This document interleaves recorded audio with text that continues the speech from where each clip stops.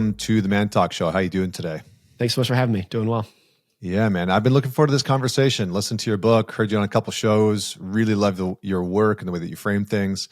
I think my wife and I were driving back from New Jersey at one point, which is where her family lives, and listened to a conversation with you. And she's like, I really like this guy. He's got good insight on money. I like the way he positions things. And I was like, yeah, me too. So it feels fortunate. I feel fortunate to be speaking with you right now. I'm going to start with the question, just because we're in what we're in. I wanted to start with what the hell is happening in the economy right now, and what do people need to know?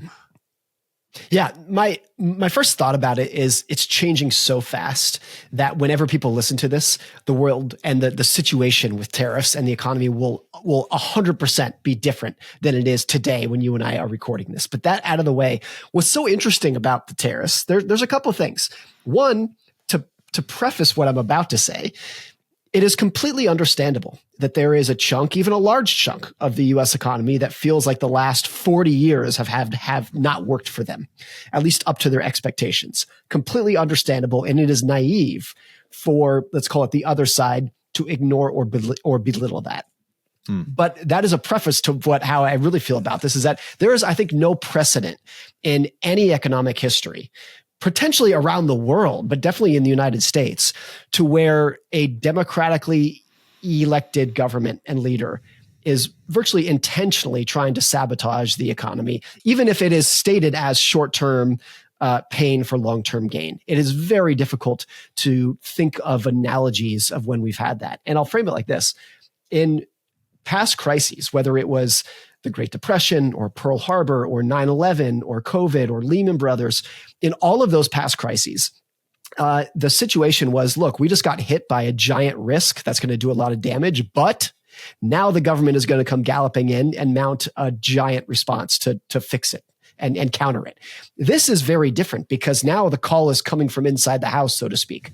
It's a very different situation where the risk that is causing the trauma and the pain that we're dealing with right now is from the government.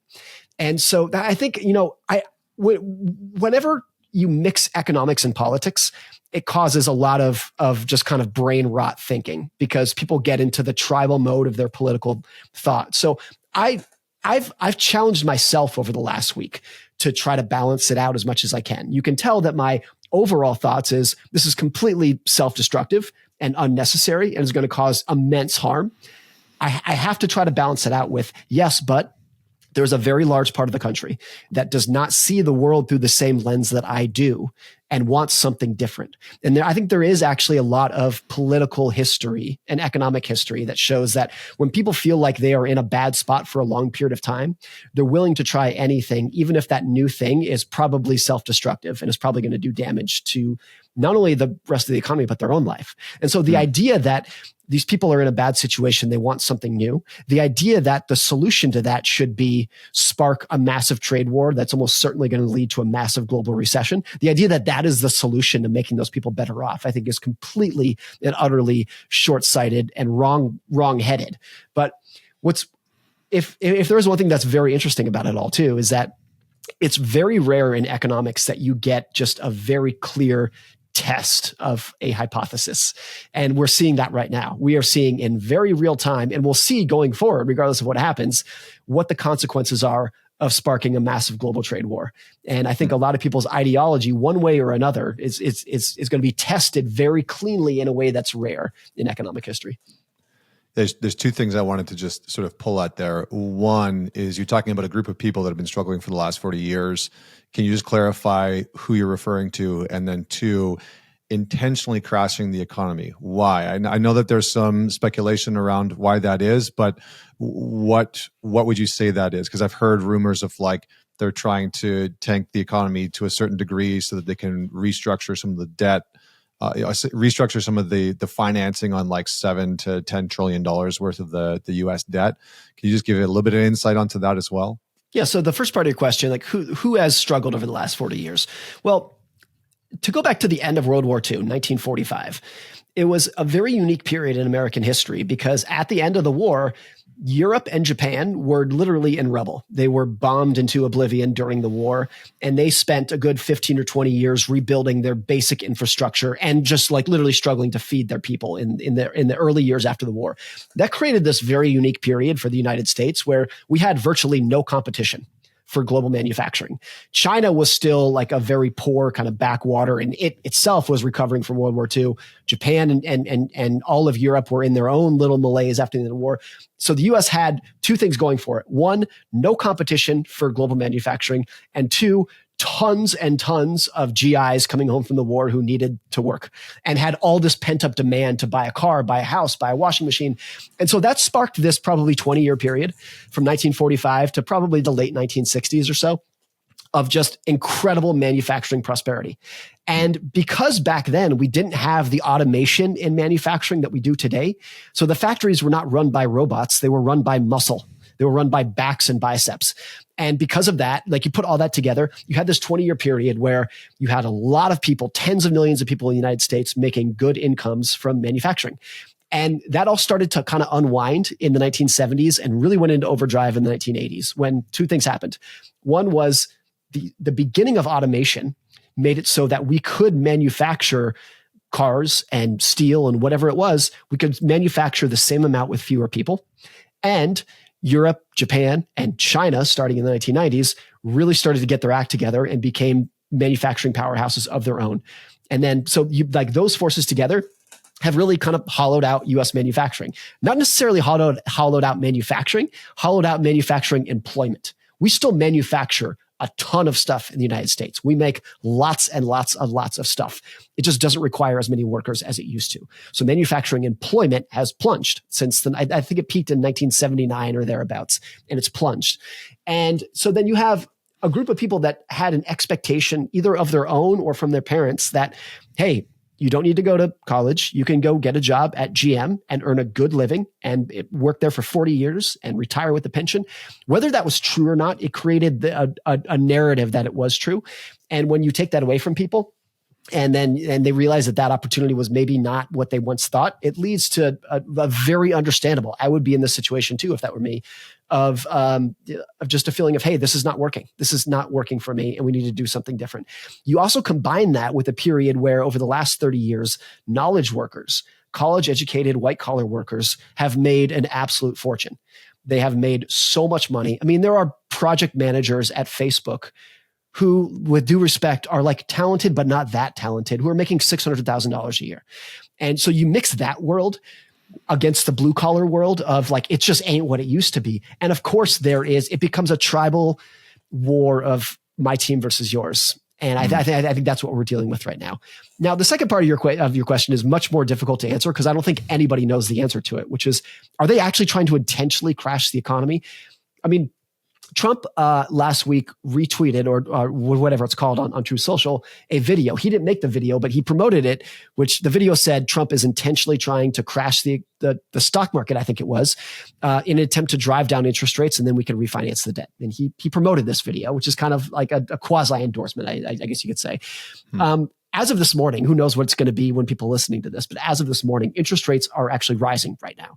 So if that was the intention, it's definitely not working. Whether like who actually knows what that's going to cause. But the idea that slowing the economy to lower interest rates to refinance the debt, I think that is completely backwards thinking, because what happens when you slow the economy is people get laid off. Those people need and are entitled to unemployment benefits. So it's always the case that when the economy slows, the budget deficit goes up. Government spending goes up, what are called natural stabilizers. When growth slows, people go on food stamps and need unemployment benefits. So, I've been following the economy, writing about investing for 20 years. And I've been a student of economic history, mainly going back for the last 100 years. It's hard to think of any precedents over the last 100 years of what we're dealing with right now. During the Great Depression, there was a very intentional trade war that began. It was called Smoot-Hawley. Those were the two senators, I think, or two congressmen who started that bill. But they were very intentionally trying to do it to stabilize the economy. And they didn't have a lot of information, a lot of historical precedent for what that would do as we do today. And so other than that, there's not a lot of precedent over the last 100 years for what we're dealing with right now. So the the point of the tariffs, just so I'm gauging this correctly, the point of the tariffs is to try and bring back manufacturing onto American soil so that you then create a boon of jobs and then support the economy, which immediately brings up the point for me, which is like, well, if you bring back manufacturing into the United States, that's great, but how many of those jobs are just going to be automated? Like, right. So much of that has to be with robotics on the verge of just exploding and the AI revolution and like all of these things. I'm like, how many of those jobs are actually going to go to the workers that need them? And I'm curious about your thoughts on that. It is not only a good point, I think it's the most important point during this debate.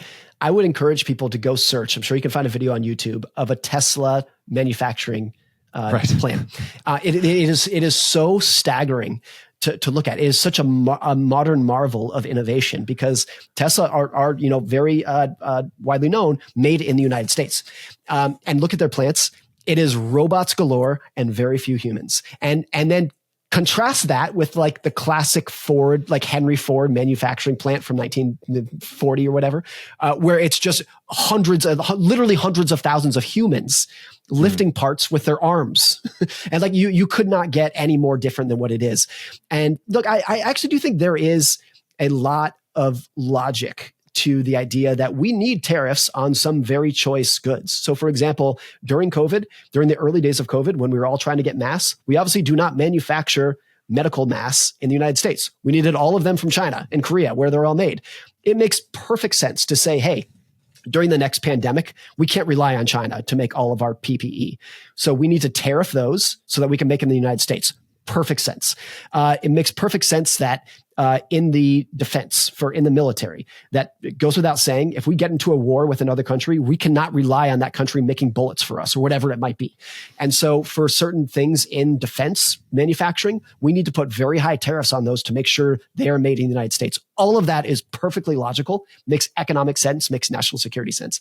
The idea of blanket tariffs, that we now have tariffs on t-shirts and sneakers and underwear and go on down the list and everything, that is, I think, virtually impossible to make economic sense of. Yeah. I wanted to cover some of like the sort of global economic setting right now before we kind of dive into personal, and we'll definitely get to personal, like how do you approach some of these things. But I'm kind of curious about this from my own sake because I've been learning a lot about economy, finance, money, global economics in the last sort of 3 or 4 years as all this stuff has sort of been thrust into our face. And for me, it's kind of like adapt or die.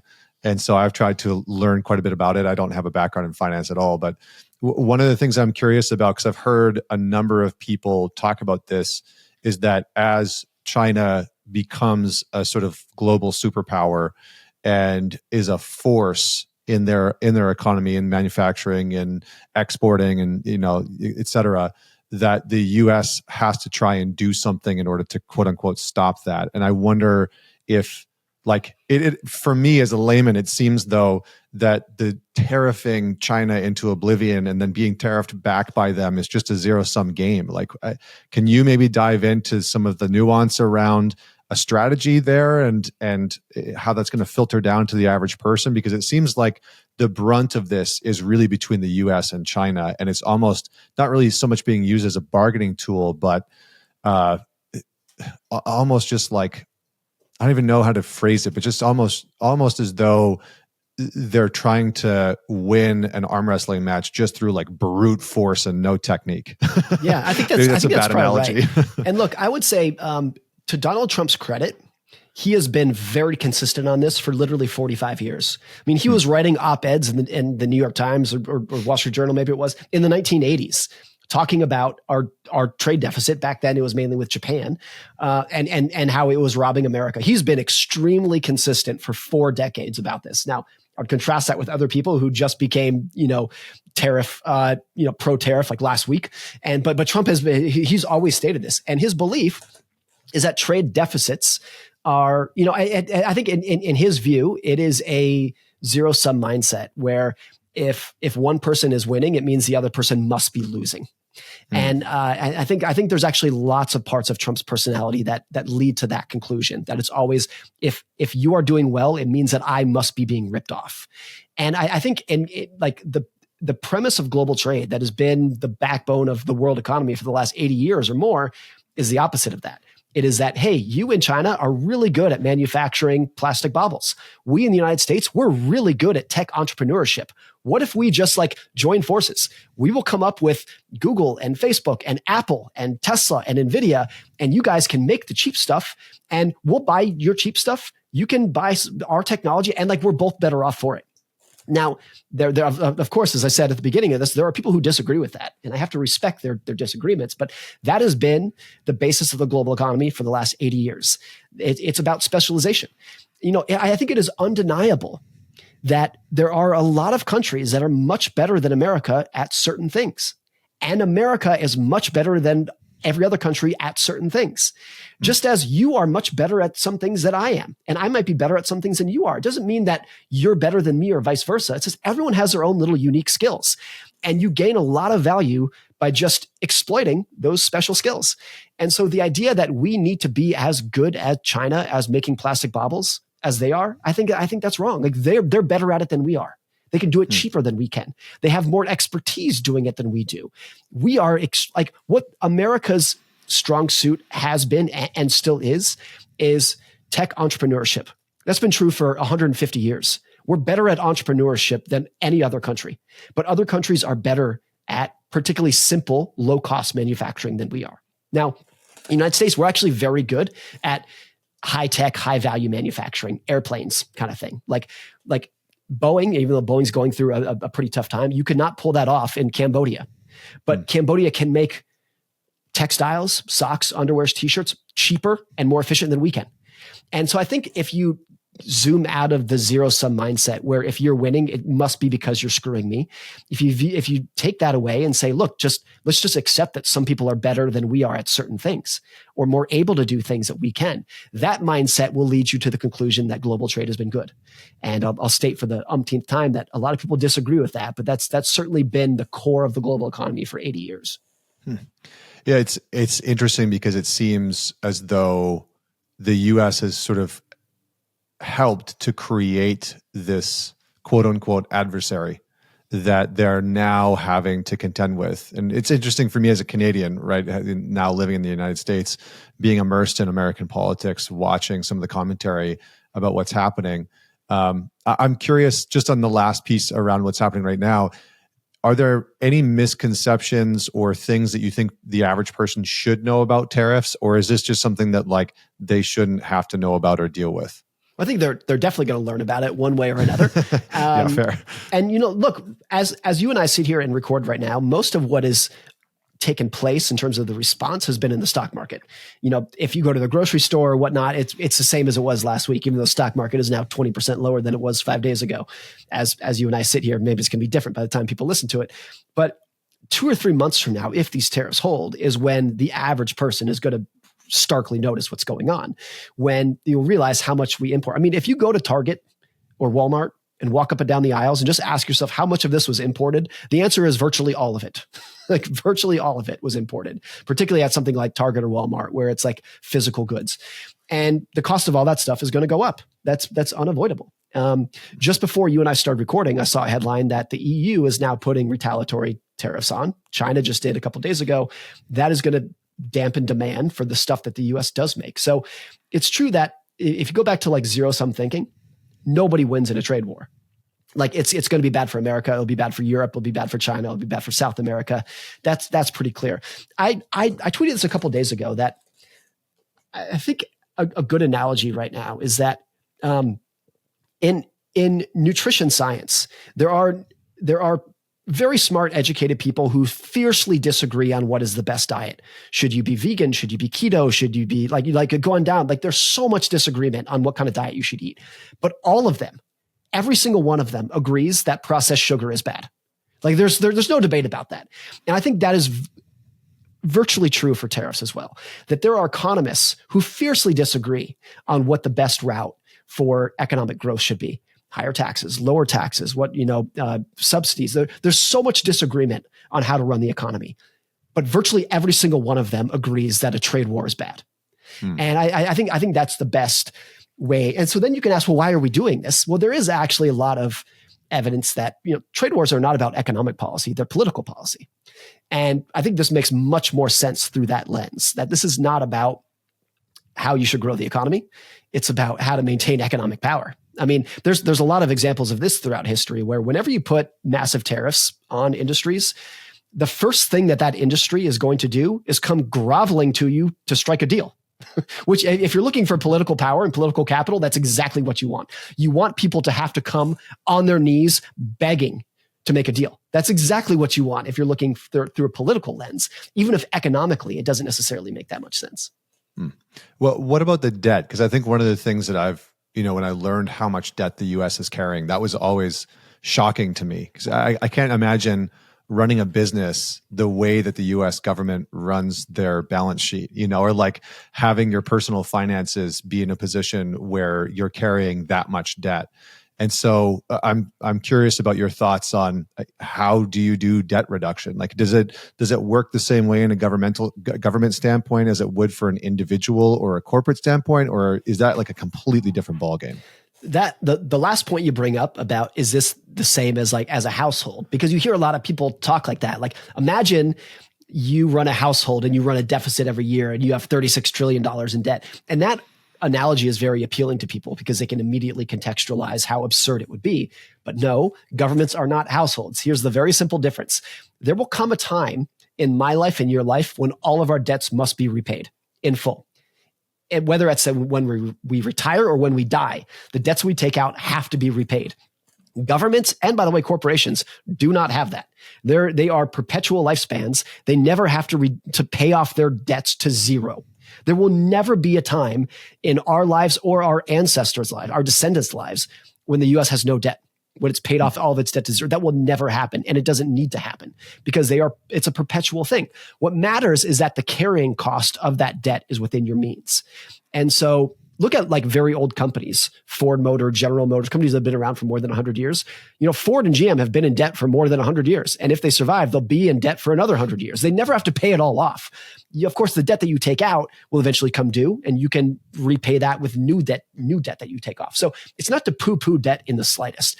There's a lot of economic history of countries having debt crises. Of course, you can't just say none of it matters. That's not the point. But it's a very different dynamic than a household. What you need to have in a country is that the carrying costs, the interest cost of that debt is within your means. Now, because interest rates have gone up over the last couple of years, we're getting to the point where interest payments on government debt as a share of GDP are higher than they've been since, I think, the early 1990s.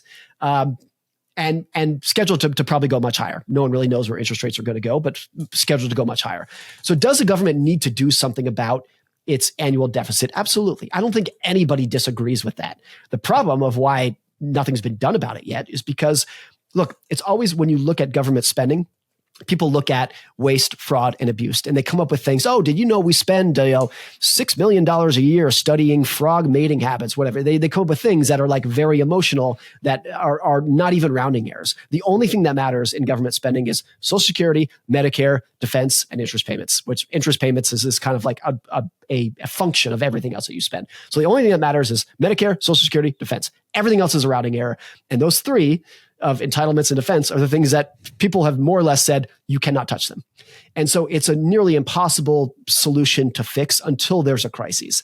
My best guess, and this is just kind of like gun to my head, like how is it going to play out? We will never cut the deficit until we have to. And we'll have to when there's a financial crisis caused by it. But you're never going to preemptively do it because it's virtually impossible for any democratically elected leader in Congress or in the White House to come to people and say, hey, even though interest rates are low and there's no economic crisis, we're going to cut Social Security by 30%. People will be like, no, you won't. Absolutely not. You won't. And so it's virtually impossible to do anything about that until there's a crisis. Now, if there was a crisis and it was like, hey, the global economy, like the US economy is in collapse because interest rates surge because of the deficit. So we're going to cut Social Security then like people can't really push back anymore. And so there are a lot of things in life that people will not make a tough decision until there's a fire underneath their ass. And that's my best guess for how this will play out. It hasn't played out like that yet. the very optimistic scenario, and this actually happened after World War II. At the end of World War II, we had more debt as a share of GDP than we do today. We were just completely buried. So was the UK, and it was just like a debt catastrophe. And a lot of people at the time very rationally said, the US is never going to pay this off. This is never. And by the way, they were right. We did never pay off the debt from World War II. What we did is we grew the economy so that we could just kind of grow into that debt. And so there's never been a time after World War II where in any given year, the US actually paid down debt. We have never paid down debt in any given year. Debt has gone up every single year. But the debt burden has shifted consistently because, look, if the budget deficit as a share of GDP is, let's say it's 3%, but the economy is growing by 5%, then your relative debt burden is shrinking. So the government can spend more than it takes in every single year and decrease the burden of that debt as long as the economy is growing faster. Now that's a big if. It did occur during the 1950s and 1960s where the debt burden fell, even though we never paid off debt. But right now, in 2024, I think the budget deficit was 6 or 7% of GDP, and the economy is probably growing, 4 or 5% of GDP in nominal terms. So that's a growing burden. So it is absolutely possible to decrease the debt burden through growth, but that's, I think, the opposite of what's occurring right now, which is let's start a trade war and see how quickly we can crash the economy. What would you say? We'll just sort of close the loop on this component of what's happening in the market right now. And I know we're touching on some things in a very high level way, and we could go way deeper in on a whole bunch of these areas. But for the average person that is out there watching the news, seeing the stock market struggle, that has dealt with, inflation over the last 4 or 5 years, that has just, taken the cost of eggs to $5, from $5 to like 10. How do they weather the storm? Like, what are some of the pieces that the average person can do that's listening to this to shield, I guess we could say shield themselves from some of the volatility that we're seeing and experiencing right now between interest rates, inflation, the tariff wars, et cetera? This is an unfortunate answer that a lot of people will not like, but the time to insulate yourself and to foster financial independence is when things are going very well. And so if you find yourself in the grip of an economic fall, whether that's personally or throughout the nation, and you say, what can I do to withstand this? There's a hard lesson of like, well, the answer is not that much at that point. I'm trying to think of of a health analogy of like, if you smoke your entire life and then you get lung cancer and then you say, what can I do to prevent this? It's like, well, that's kind of already baked in now, And I think there is a lot of that, which maybe the takeaway from that is, and this gets to a much broader, like long-term philosophy.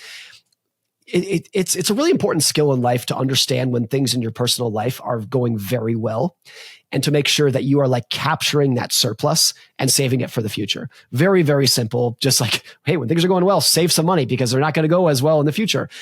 That's as simple advice as you can get, but it's astounding to see how few people actually take it to heart and actually do something about it. And so this is the time when your past financial prudence really comes into play. And one way to think about this is when you save cash, like not invest in the stock market, you just save cash and put it in your checking account. It's very easy for people to look at that and say, oh, that cash is only earning, maybe 0% interest rate. It's not earning any. That's just wasted. That's just idle money. And then when the economy falls or you get laid off or there's fear of a recession, you realize that actually the return on that asset was off the charts. It wasn't the interest rate that you were earning. It was the flexibility that you got when things got tough for you. And like cash is the oxygen of independence, and independence is what you need during these financial upheaval times. So that's not the answer a lot of people want to hear. There are a lot of people who want to hear like, hey, I don't have any savings and I might be about to be laid off. What should I do? And there's no good answer to that question. There's absolutely no good answer to that question. Yeah, I appreciate that. I appreciate the honesty. One of the things that I've found interesting was last year watching somebody like Warren Buffett just cash out in stocks and sort of amass, I think it was like $320 billion in cash in holdings, which was absolutely nuts. And for me, that was, alarm bells going off. I own a lot of Apple because I used to work for them.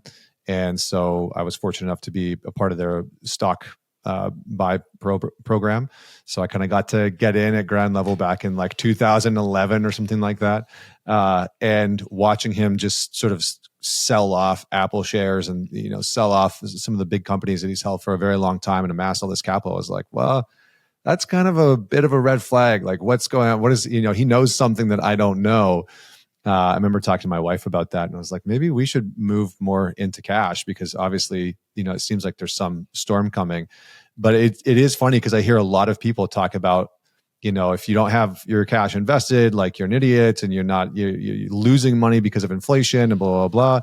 But then I think to your point, it's like we come into moments like this where all of a sudden, if you do get laid off and your capital is locked in a mortgage, or it's locked in an asset that you can't take out of, whatever it is, life insurance, et cetera, then that makes it very, very challenging. And you put yourself in a rich in assets, poor in capital situation. So let's talk about the individual and talk about building wealth. So you had this great quote from your book that said, doing well with money has little to do with how smart you are and a lot to do with how you behave.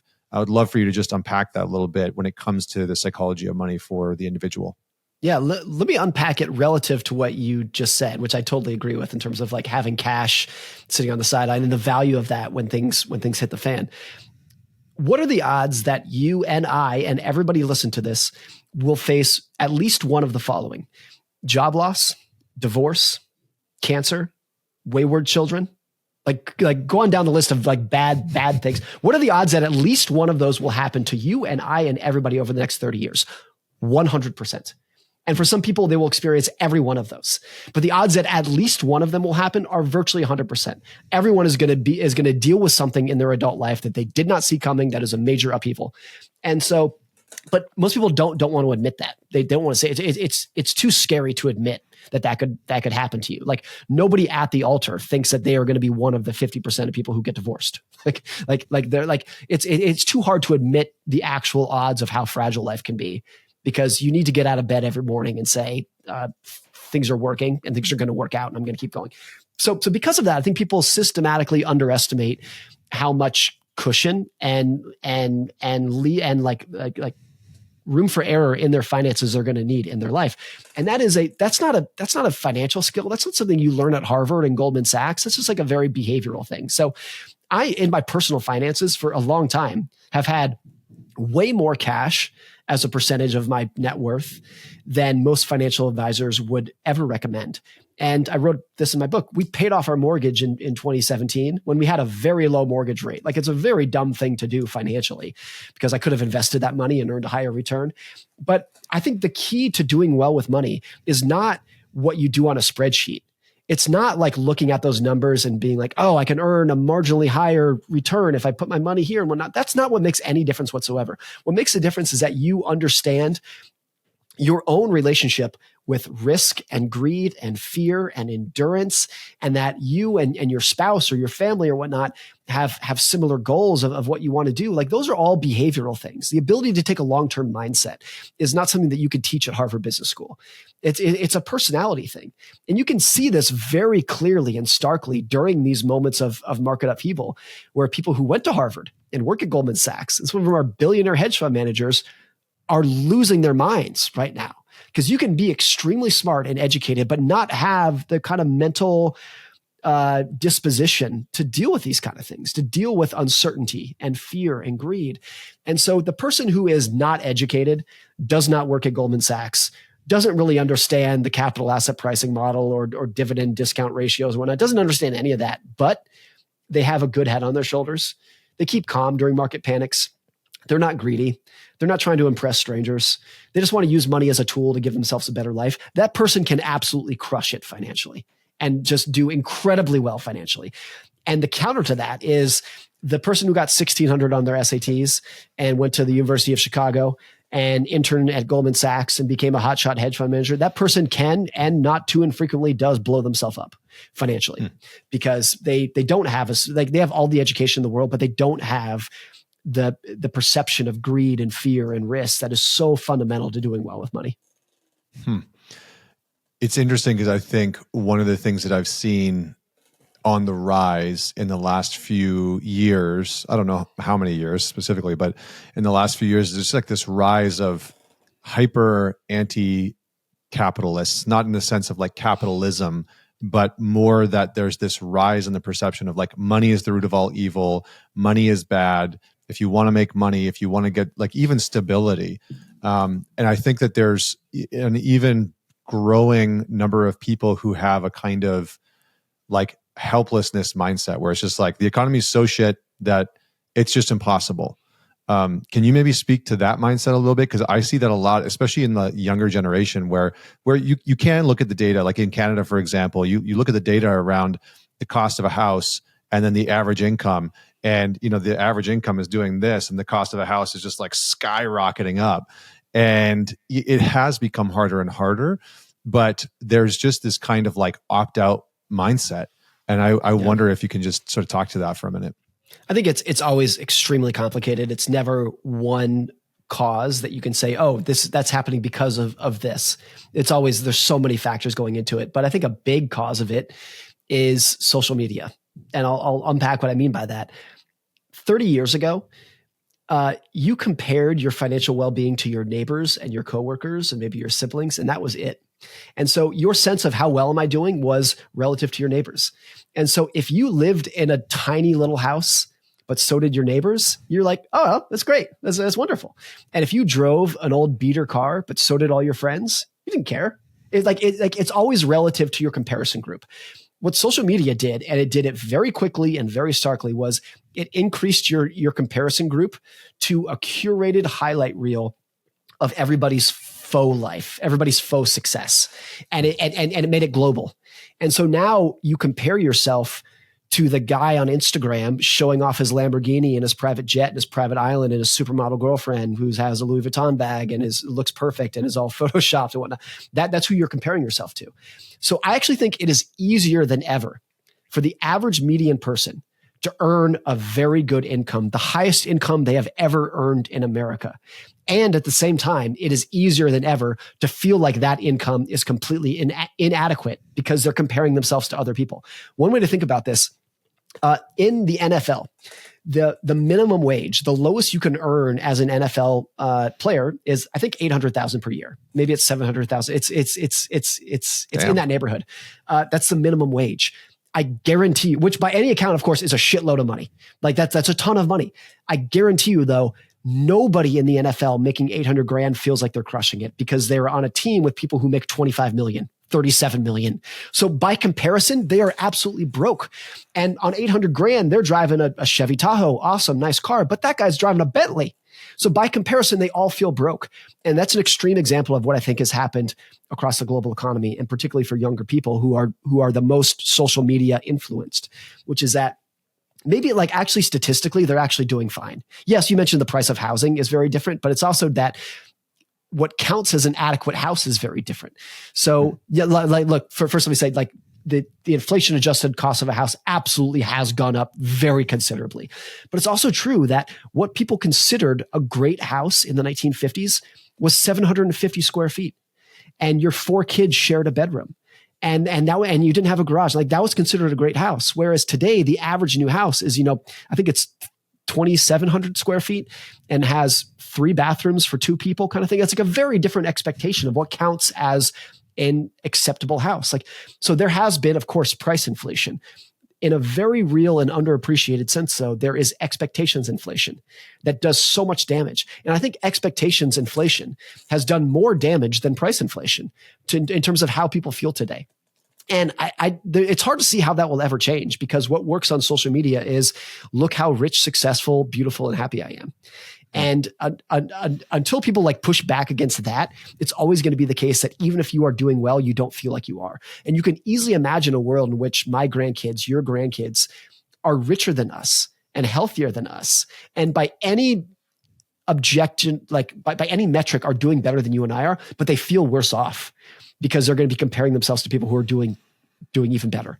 So I think that's one component. Again, it's not black and white. It's not to say that that's the only reason this is happening, but I think that's probably the the biggest factor among many of what leads to that sense of this just isn't working for me anymore. Where would you recommend the average person start? Like, I can imagine, I put myself back like 12 years ago with zero financial understanding and very little money, some student loans, some credit card debt, and no freaking clue of like where to even start. And I think the big question for a lot of people is, do I just start saving? Do I try and make more money? Do I just try and pay off my debt?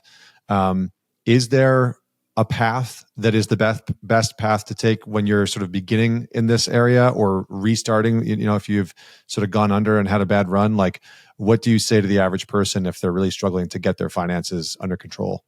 The reason it's so hard to give blanket one size fits all advice is because, Connor, what you want out of money might be very different from what I want out of money. And not because not because I'm right or you're right, just because we're probably different people. Even if we're like roughly the same age and whatnot, we're different people. And so you can't say that you should go save this amount and pay off this debt, because like everyone's different. There are a lot of people whose views that I respect who look at how I manage my household finances, what my wife and I do, and say, you're doing X, Y, and Z wrong. And my response is actually like, yeah, but actually that works for me. I understand it might not work for you, but it works for me. And so how I spend my money might be different. So I have a new book coming out this year called The Art of Spending Money. And one of the points I make is that if I could tell you how to spend your money, I would have called the book The Science of Spending Money, but it's not a science, it's an art. And so I think the first step that people need to do for managing their finances is really take a long look in the mirror and try to figure out what you want at it. And based off of the idea that the purpose of money is to use it as a tool to live a better life, not as a tool to make the spreadsheets happy, and hopefully not as a tool just to gain social status and to compare yourself against others by, but as a tool to live a better life. What I've always wanted out of money, more than anything, more than I want a big house or a fast car, more than anything is I want independence. I want to use money as a tool for independence so that I can live life on my own terms rather than dictated by a boss or dictated by the stock market. I just want to wake up every morning and say, I can do whatever the hell I want today. And so that's always been my goal. Other people do not have that goal. Other people say, what I want out of money is a Ferrari, is a BMW, is a 5,000 square foot house in this neighborhood. And I have to respect that. Even if that's not what I necessarily want, I have to respect what it is for them. So at the highest level, the first step you need to do is ask yourself what you want. Now, I think it is usually the case that people don't know what they want. It took me a long time to figure out independence. And when I was 20, what I wanted was a yellow Ferrari and a Gucci jacket and going down the list. That's what I thought I wanted. It took me many years of introspection to figure out that that's not what I want. What I want is independence for my family. So it's not something that you can figure out today. It's a long journey of getting there. I would say if there is something, I would say though that the idea of independence, it might not be universal, but it's pretty damn close. That, there's a lot in psychology that people like living life on their own terms, and they don't necessarily like being told what to do. It's not quite universal, but it's close to it. And so if you can use money as a tool to gain independence rather than as something to increase your social status or to try to show off against strangers by, that is, I think, probably the first step in using money as a tool to live a better life. The Gucci jacket really threw me for a loop. The yellow Ferrari I was on board with, Morgan, but then the Gucci jacket, I was like, oh, I think I know who you were at the club when I was like 19 years old. I was the guy with the, really, I was like the, do you remember Ed Hardy with like the shitty skulls and the, yeah. Yeah. I was definitely that guy.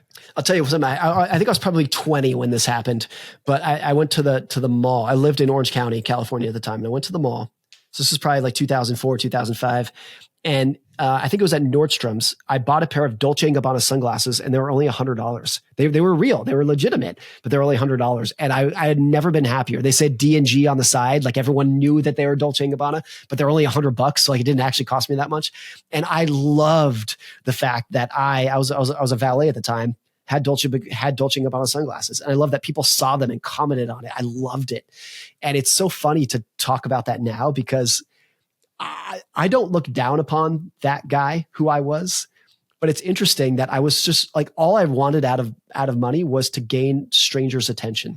I wanted people to look at my sunglasses and say, wow, look at Morgan. He's got cool sunglasses. And I actually view that as kind of sad that's where I wanted to get my respect, was from my sunglasses, because now I want to gain my respect from my wife loving me, from my kids admiring me. That's where I want to gain my respect from. That's where I want people to ooh and ah, is like the 5 people in my life who I want to love me. There's a Warren Buffett quote where he says, success in life is when the people who you want to love you do love you. And the first part is really important. Like, who do you want to love you? I want probably 5 people to love me: my wife, my kids, my parents, maybe 1 or 2 close friends. And that's about it. And everyone else, I honestly don't really care that much, because everyone else is not really paying attention to you. They don't care about your car. They don't care about your house. They don't care about your Ed Hardy t-shirt or your Dolce & Gabbana sunglasses. They're not paying attention. They're worrying about themselves. And so I look back at that person who I was at age 20 with a kind of sadness of like, I didn't have a wife or kids to give me love. I had to seek attention and admiration and validation from strangers looking at my sunglasses. It's an interesting thing to contemplate. Yeah, I mean, the Ed Hardy shirt was definitely an attention seeker, if nothing else. I'm curious to go back, because it sounded like what you were saying was that an individual's success with money is really going to be dependent on their own personal relationship with the things surrounding money: greed, fear, those types of things. So how can somebody start to discover those things? How do you start to come into awareness or contact with, oh, I have a certain level of greed that's probably going to bite me in the ass at some point? Or, I have a good amount of fear around money, and that fear is what's preventing me from investing, in a proper way. I think about, I was going to tell a story, but I'll just pause there and hand that off to you. One idea that this brings up is the idea that everyone, me, you, we are all not only products, but prisoners of our past. And that what we experience, particularly early on in our teenage and young adult years, really shapes, if not scars us into who we are today. And I came across this newspaper clipping. It was from 1929, which was the peak of the roaring 20s, just before the Great Depression. And I thought it was such a brilliant headline. The headline was, "The more you were snubbed when you were poor, the more you enjoy displaying being rich." It was basically like, hey, if you were poor when you were young and people made fun of you because you were poor, made fun of your clothes or whatnot when you were a kid, then when you gain money as an adult, you're like, oh, I am like, as a sense of like vindication, you are going to come out and be like, oh, look at my Ed Hardy t-shirt, look at my Dolce & Gabbana sunglasses. You're trying to make up for an emotional wound that was inflicted on you when you were young. And I think every one of us, me, you, everybody has some version of that. Something happened in our childhood, in our teenage, early adult years that was good or bad. Like, we had some experience that controls how we think about money today. I've tried to become more introspective about myself. Why do I want independence so badly? Why is that my goal? I think if I'm honest with myself, it might come from like a very low sense of self-esteem that I had when I was a teenager and in my early 20s, of thinking like, I am not smart. Everyone else is so much smarter than me. They're going to get ahead and I'm not. I'm going to be left behind. I'm not good enough. That's probably not an uncommon feeling that people have at that age, but I absolutely had it. And I think that has given me this sense of like, I want to become independent because I don't know if I'm confident enough in my skills to like add value in the world for a long period of time. So I need to make enough money as quickly as I can, because this is all going to come crashing down. I bet if I was sitting on a therapist's couch, they could pull that out of me. And so I bring that up just to be like, we are all products of emotions and experiences that we've had in the past. And step one of trying to understand who you are is like really unpacking that. I've not done that at a therapist, so to speak, but like, look, I've written about money for 20 years. And as a part of that, I've tried to unpack my own experiences with money and my own goals and desires and try to figure out where the hell they came from. There's a financial educator, I guess you would call her. Her name is Tiffany Alishay. And she's extremely successful now. She makes millions of dollars now. And she came from poverty. She grew up broke. And she has what she described as post-traumatic broke syndrome, where she's like, look, even though she makes millions of dollars now, she can't spend it because she's so scared of going back. I don't want to put words in her mouth. That's what I remember her saying. If I got that slightly wrong, I apologize to her. But I think there's a lot of wisdom in that, of the idea of like post-traumatic broke syndrome, and just the idea that we're all products of who we were. I also remember this interview with Michael Dell's son. I think his name is Zach Dell. Michael Dell is, of course, worth $100 billion now. And his son it was an interview many, many years ago. I think he was probably a teenager at the time. And the interviewer said something to the effect of, what is it like to grow up with private jets and mansions and butlers and whatnot? And I think his response was something to the effect of, it's all I've ever known. I've never known anything different, so it doesn't have any impact on me. And I was like, God, that is such an astute, wise response to just be like, we're all products of our past. And even people who feel like they are completely broke in the United States are living a life that to somebody in Zimbabwe or Cambodia could not even fathom how rich and successful you are. And so I think that's a very long-winded answer to your question of like, what's the first step in this? It's probably either sitting on a therapist's couch or just doing it yourself and thinking back to what emotional scars do you have, positive or negatively, and how are you trying to use money as a instrument, as a weapon to like manage those past scars that you have. I think that's so good. And I get that post-traumatic broke syndrome thing. I mean, it's so fascinating. Like, so my mom worked at a bank and we didn't really have a lot of money growing up. She was like a teller, and then she helped to oversee small business. And I grew up in a very small town. There's like 25,000 people. And I think like my mom and my stepdad, they did okay. But I didn't learn a lick about money. I didn't learn a single thing. And she got me a credit card when I was 16 years old, and I couldn't pay that damn thing off for the life of me. I had a $500 limit, and I had it for the first year, and it was just maxed out constantly. And I remember going to her one day and saying, I can't seem to pay off this credit card. It just is always maxed out. And her response was, that's okay. Debt's just a part of life. Like, kind of like, don't worry about it. Debt's just normal. And I walked away from that conversation being like, okay, like, I guess that's just how I'm going to live. And then, for the next 10 to 15 years, 10 to 12 years, I carried a lot of debt. And on my credit card, it was always maxed out, student loan debts, small loan. And I was just carrying around a lot of debt. And then at one point I started to do exactly what you were talking about and was like, holy shit, like that doesn't have to be that way. I don't have to hold that belief anymore that debt is just like this normal function of my life, my financial life. And having earned money in the last however many years and starting to do well financially, I definitely have noticed this part of me that is exactly what you're talking about, where it's like, I think there's this part that starts to creep in of like, got to hold on to it. Don't want to lose everything, like doing well financially, but don't want to have some type of collapse. And that's something that I've had to pay like really close attention to, because, we didn't grow up in like a really tough position, but there was definitely, a lot of things that were just not, we just couldn't get them, financially. Yeah. We just couldn't do any of them. Like, there was no vacations. I had never left Canada. The vacations that we did was like camping and tenting and that kind of stuff growing up, because that was all that we could afford. And so I definitely have that part now, but I think that kind of brings me to this next question, which is how do we raise children to be financially literate? Like, how do we set them up for success? Because there's such a wide range. Like, for the parents that are out there that maybe don't have a lot, how do they set them up for success? And then for the parents that do have a good amount of wealth and money, what can they do to sort of set their kids up for success in a world where, the comparison online is crazy?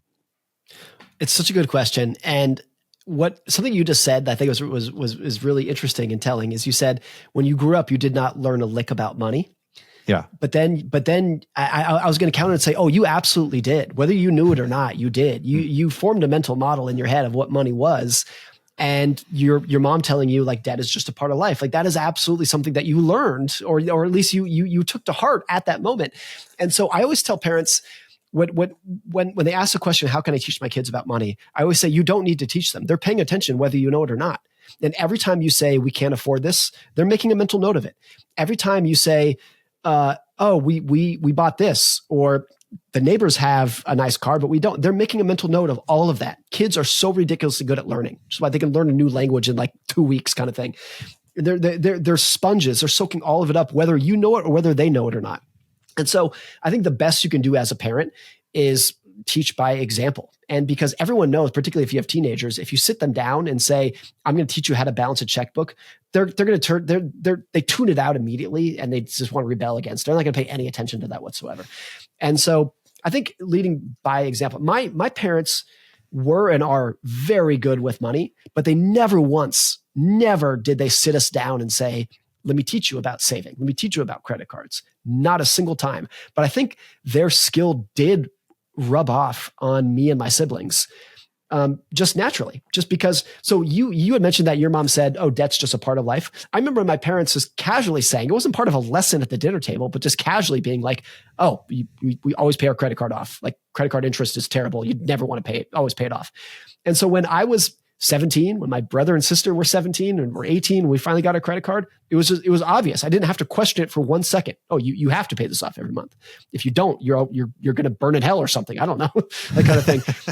People have talked about like the hotel mini bars, and like everybody, including me, was like told as a kid, like, if you touch those potato chips, we're going to go bankrupt. Yeah. like everyone was kind of like, even like, and I think that's like, it's obviously not true. Like maybe they're $5 or something, but everyone was just had this idea that they hold into adulthood. So even now, as like, I can afford the mini bar now, but still whenever I see it, I'm like, don't touch it. Like don't, you're like, it costs too much. You can't touch it.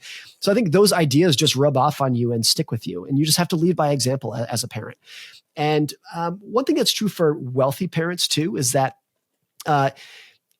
if you're trying to teach your kid, if you're worried about spoiling your kids and you're like, oh, I really want to make sure that my kids don't grow up to be spoiled little brats, you have to make sure that you teach those lessons by example and not by humiliation. And so it's very common for rich parents to be like, oh, I don't want you to be spoiled, so you're going to have to work super hard. Let me tell you one story. I have a friend whose grandfather was a billionaire, and the grandfather, in a healthy sense, said, I don't want my kids or grandkids to be spoiled little bitches growing up. So I'm going to teach them grit. And so when he took them skiing, he would say to his grandkids, if you want me to buy you a lift ticket today, you first have to hike up the hill one run by yourself. And if you do that, if you hike to the top and ski down, then I'll buy you a lift ticket. He just wanted to instill a sense of gratitude and grit in his grandkids. And what my friend said was, the lesson we learned as kids was not gratitude and grit. The lesson we learned is grandpa is an asshole. that was the lesson that they took from it. And I think that's an extreme example of what happens very innocently. The parents, the grandparents, they mean well. But you can't teach those lessons through humiliation, which is what happened in that situation. You have to teach them through example. So in that situation, if the grandpa said, I will walk up with you, that probably would have worked. But since the grandpa, like essentially was like sat at the bottom of the hill, like laughing at the kids as they're huffing and puffing, it doesn't work. It doesn't work at all. And I think that's the biggest flaw that wealthy parents fall into with their kids. In a well-meaning sense, they don't want them to be spoiled, but they do it through humiliation, which is always going to backfire. Yeah, I think it's such a conundrum of, if you have money that you know you're going to be passing on to your children, how do you properly prepare them? Because I think we've all heard of the stories of the people that are inheriting whatever, tens of millions of dollars, and they're a complete shit show. Yeah. And they're entitled and they're spoiled and they don't seem to have a sense of purpose in life. And I mean, you just go down the list. And I think that a lot of, that might also just be a perspective of a certain group of people. And I'm sure that there's many, many people out there that inherit money and they're great, they're just great human beings. But I think that there's a massive concern that a lot of parents have around, well, if I leave my kids money, is that going to screw them over in some capacity? And it's funny, like I have a 4-year-old son, and this is a very small, minute example, but it came to mind as you were talking. Like, he's obsessed with macaroni and cheese. And so whenever we're out, he's figured out that like dad buys things, and because like he gets new pajamas, and it's just like, where'd these come from? And I'm like, oh, dad bought those for you. And he's like, oh, okay. And then, whatever it is. And so he started saying, Dad, you have to buy more mac and cheese. You got to buy more mac and cheese. Love it. It's awesome. I love it. I was like, this is so cool. Like, you're getting a concept of what money is and like where things come from and commerce. And like, that's so rad. And he's like tuned in already. Yeah. But I started to think about 5-10 years down the road, or like 5 years down the road. It's like, what does that look like? Are there certain conversations that I should be having with him about, what we buy and what we don't buy? And then are there certain things that I just should model? So that's very, very helpful. Yeah. Anything you want to add on that?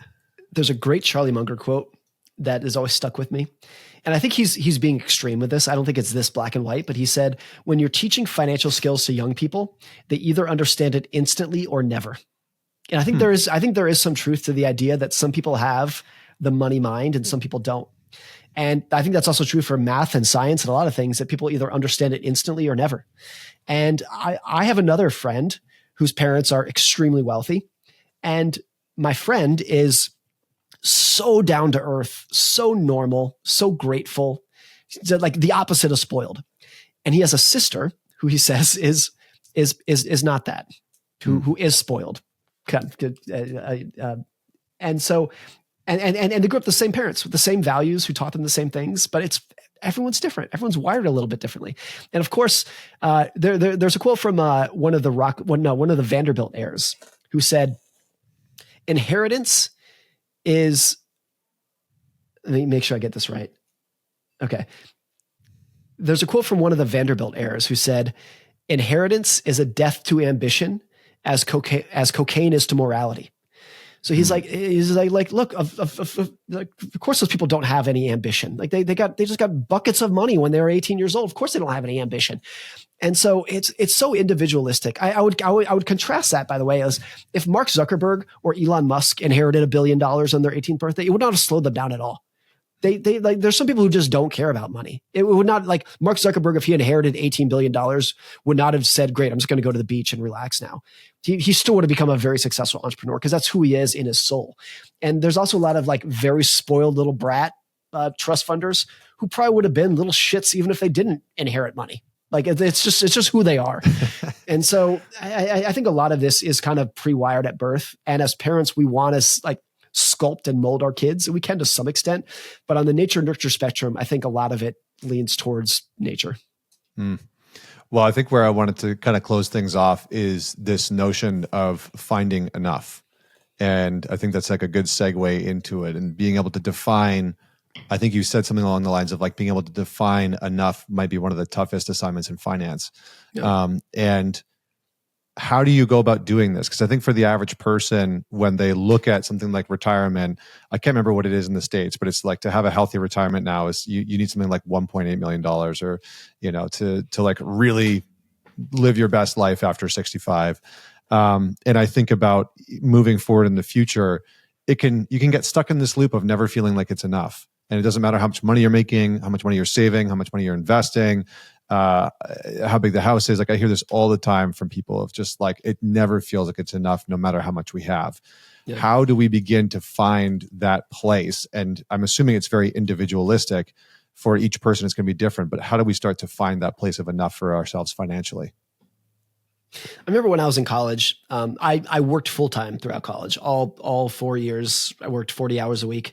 And I remember talking to a classmate who said, who didn't know that I worked that much. And the classmate said, it's impossible to go to college and work full time. And I said, no, it's absolutely possible. What you can't do is work full time, go to college, and have the social life of a party animal. Like it's impossible to go to college, work full time, and go to frat parties every night. That's impossible. But you can absolutely, if you choose to, work full time and go to college. You just have to cut other things out. And I think a lot of that comes down to that. It's just like it's a shifting of expectations.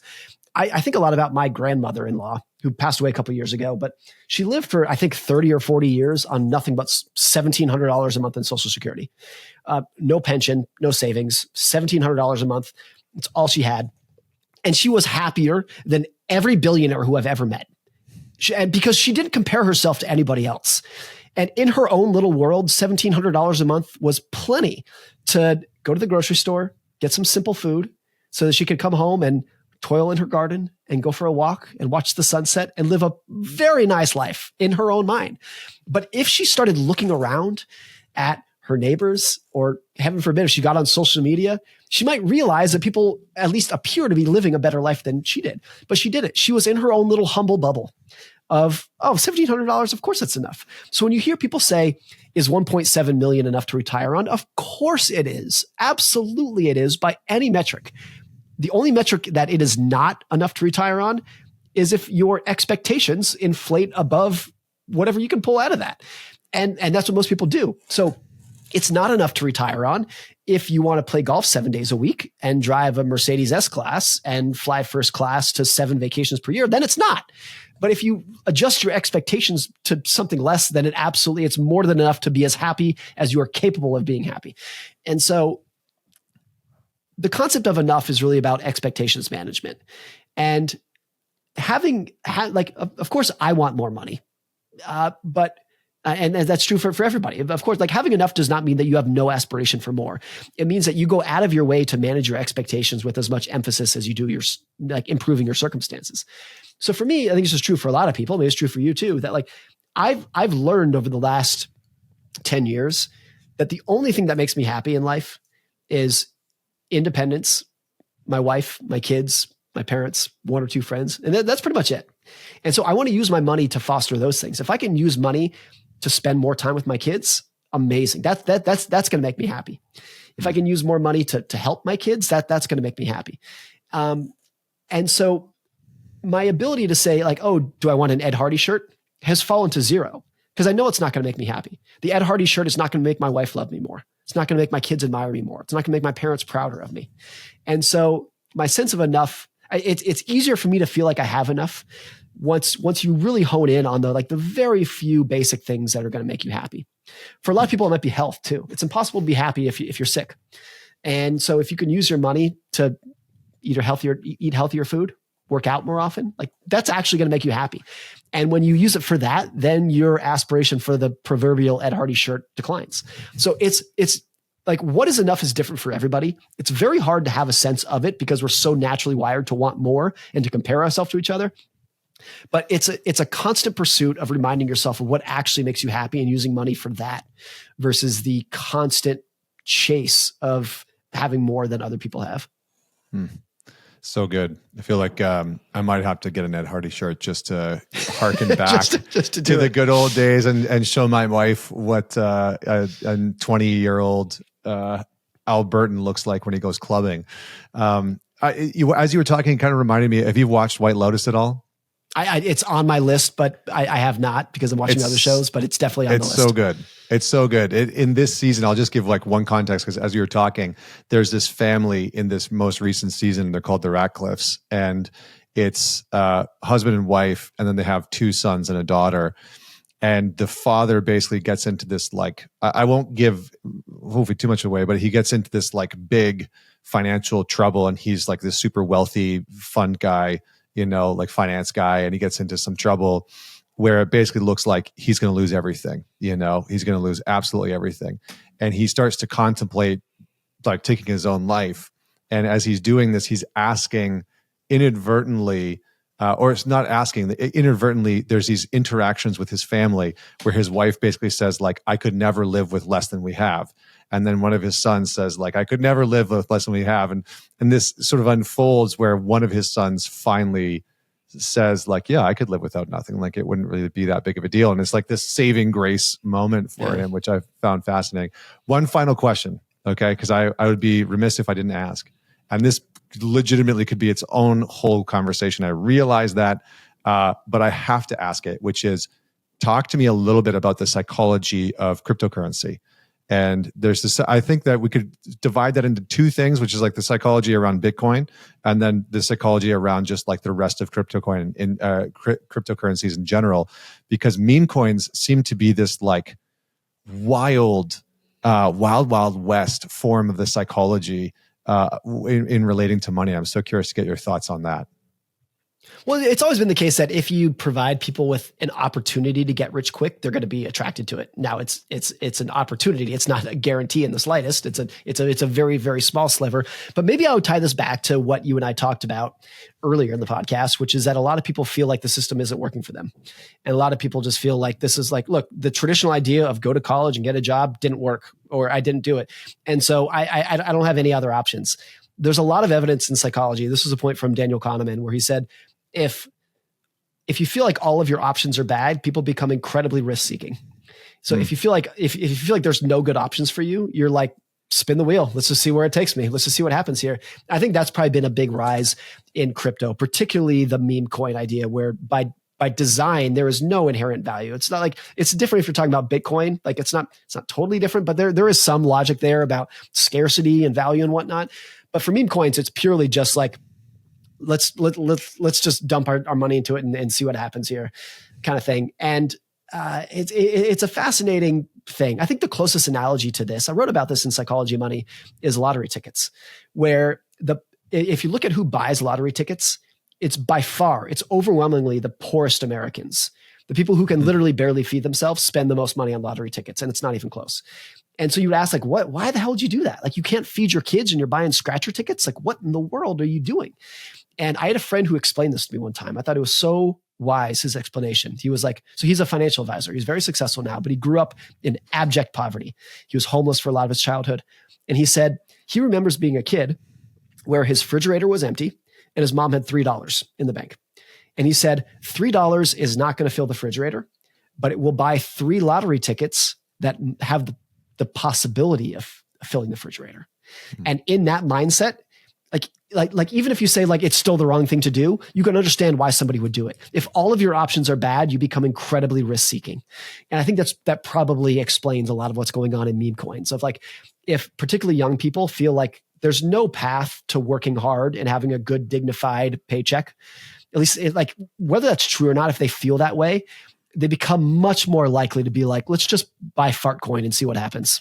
You know, even if it doesn't make any sense, but it's a window into what people think about the world. I mean, I kind of want to own fart coin now. That's a real thing, by the way. That's a real thing. Stop. Yes. Oh my God, that's amazing. I'm going to go buy some fart coin. But that's the thing. I think that gets to the point. The more ridiculous it is, the more attracted they are to it. Yes. You know, I don't know who the audience is of this podcast, but I think it was 2 years ago that one of the big coins was called Cum Rocket. And people loved it. So it's like the more ridiculous you make it, the more popular it becomes. I mean, this is kind of like I followed along with like the GameStop saga, you know, and watched all that unfold, and that was kind of in that same vein. And I'm assuming that part of what you're saying, and we can wrap up on this, but I'm assuming that part of what you're saying is like, in order, and just from reading your book, it seems like this is a big part of your philosophy, is like, in order to find wealth, you kind of have to attack or start to get around that lottery mindset that causes so many people to push all the chips in on something and hope to win big. And then, you know, more often than not, you're going to lose the house. Is that part of what you're saying? Because I see that a lot, especially in the younger generation. It's like, fuck it, just gamble everything on red, you know, and away we go, or on fart coin. I remember 5 years ago, so I read this heartbreaking story that was with a family in Yemen. And I think they had a 5-year-old boy who was dying of some illness. I forget what the illness was, but a 5-year-old boy was dying.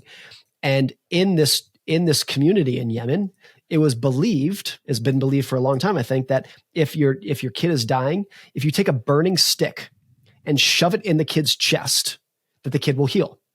Obviously complete and utter bullshit, but that's what they believed. And so I think it was in the New York Times, they did that to this 5-year-old kid who was dying. They took a burning stick and shoved it in his chest. And the reporter asked the mom, like, how in the world could you possibly do this to your kid? And the mom said, I thought it was one of those like stop you in your track quotes. She said, when your child is dying and you have no money, you will believe anything.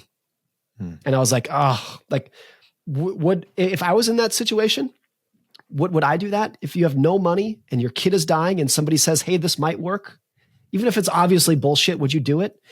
And I think that is the same mentality. That's the same psychology that causes a 19-year-old to put all of their money in Fartcoin. It's the exact same psychology. When you feel like you don't have any good options and nothing is working, you'll believe anything. You'll believe that you can make money on Fartcoin. It's the same psychology. My inner teenager is just, I can't stop laughing at that.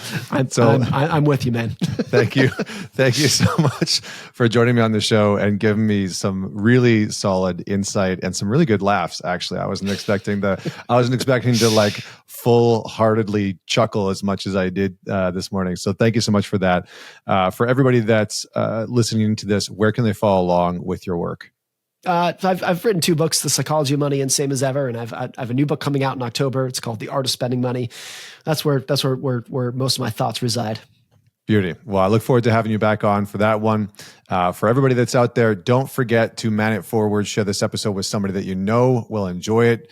This might be one of those things that you listen to with a friend or a partner and dive into your own psychology of money.